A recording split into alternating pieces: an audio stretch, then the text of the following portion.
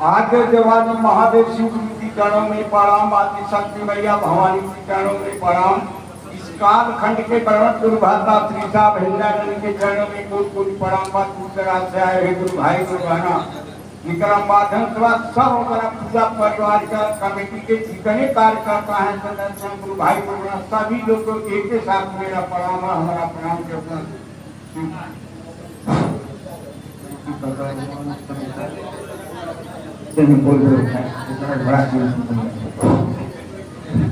देखिए कुछ सारी बात तो आप लोग को जानकारी हो ही गया है, लेकिन महादेव साहब श्री हृदय के आदेशानुसार ये सूचना है। देखिए कहने का मतलब है कि पहले साहब जी के बातों को मतलब कि आप ध्यान से रखकर साहब जी के बात पर चलने का प्रयास कीजिए, न कि साहब जी जो कर रहे हैं उस बात को मत पकड़िए। जो आदेशित कर्म है, गुरु का आदेशित कर्म है, उस कर्म को आपको करना। ये नहीं कि साहब जी कर रहे हैं ऐसे तो बहुत प्रमाण मिलेगा, लेकिन नहीं, भैया ने ब्रेक लगा दिया है।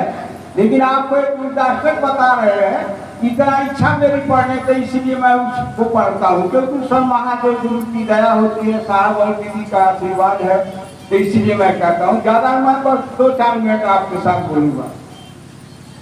नमामि समीशान निर्वाण रूपम त्रिभुवन व्यापकम ब्रह्मादेव स्वरूपम निजम निर्गुण निकल्पम निराहम चिदाकाशमावासम भजेहम निराकार मोकाल मूलम तृतीय गिरान जानम न गोतिनम ईशम गिरीशम कारणम महाकाल कालम पिपालम दुराकार संसार सारम न तो हम दुराकार की संकाश गौरव भीमनो भूति कोटि प्रसाद सिद्ध भूपो चालोनी गंगा लसबाल इंदुकंठे भुजंगम चमन मुंदरम भूषत्रम विशालम प्रसन्नम नीलकंठम दयालम मेधाधीशं बालम मुंडमालम प्रिय संग्रह शरणार्थम भजामि पटंडम पविष्टम परगड़खम परेशम अखंडम अजम भानुकोटि प्रकाशम तय सुने निर्गुण सुलापानि भजी भावागम कलातीत कल्याण कल्पकारी सदा सदा सच्चिदानंद दाता पुरारी चिदानंद संदोह मोह पहारी प्रसिद्ध प्रसिद्ध प्रभो मंत्रहारी नयादम कुमारा पादारविंदम भजय योगम परयो वा नारायण ताते सुगम साति संगापै सर्वभूति विवासम न जानम योगम जपम नय पतिजान तो हम सदा सदा संभूति ज्ञान जराजन विपय तातस्य माने प्रभु आपस मामलेशम शंभु। मैंने तो योग जानता हूँ, ना तो तप न तो पूजा है शंभु। मैं तो सदा सर्वदा आपको ही नमस्कार करता है। भ्राता का जन को दुखाओं को जलते हूँ को क्षय कीजिएगा हे ईश्वर हे शंभु, मैं आपको नमस्कार करता हूँ।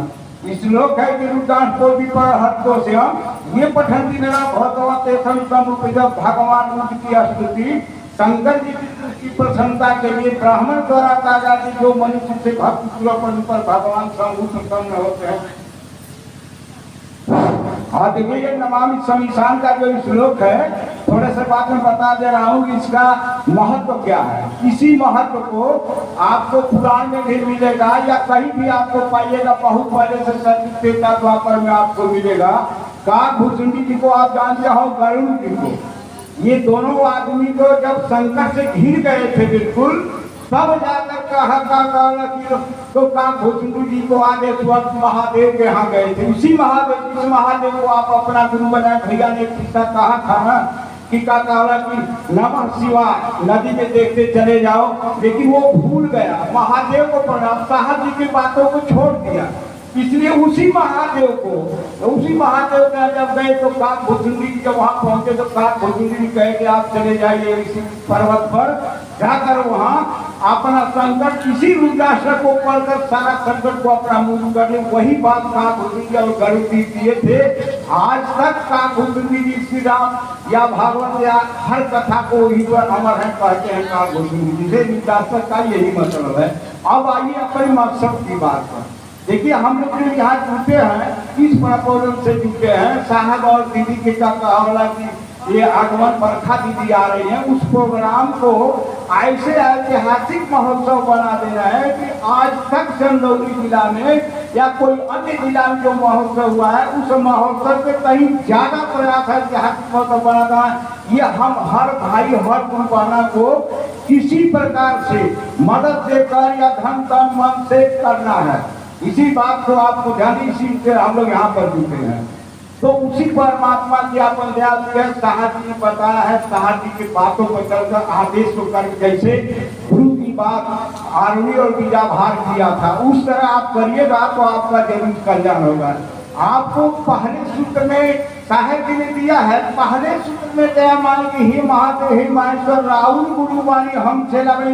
इस सूत्र को आप पढ़िएगा, पढ़ते पढ़ते आपको का अनुभव हो जाए कि इसमें क्या रहस्य है। अब दुनिया भर की बात नहीं है कि इसको पढ़िए, बार बार इसको पढ़िए, शादी करें पहले सूत्र को। अब दया की बात पर आप रखिएगा, स्वयं आ जाएगा कि हाँ इसमें रहस्य क्या है। और दूसरे में आपको चर्चा बोलना है।